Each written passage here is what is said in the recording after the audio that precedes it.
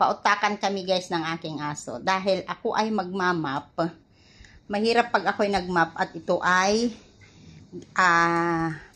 hindi naka sa ano niya. So, ayun yung kanyang meat bone. Ayan. Gusto na niyang kunin. Ilalagay natin sa loob ng cage para pasukin niya. Pero napaka-clever niya guys. Napaka-clever. Ayan guys. So, ilalagay natin dito. Ayan.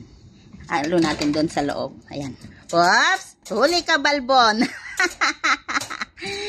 Ayan guys. Kung clever siya, mas clever ako. O, diba? Ayan na siya. Nandun na sa loob. Nahuli na ang balbon. O, yan na siya. So, ayan guys.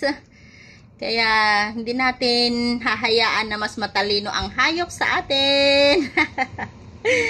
So, good vibes lang guys. Ayan. Matalino ang matching, pero mas matalino ang musangsang, ang gunyang. Ayan guys. Bye!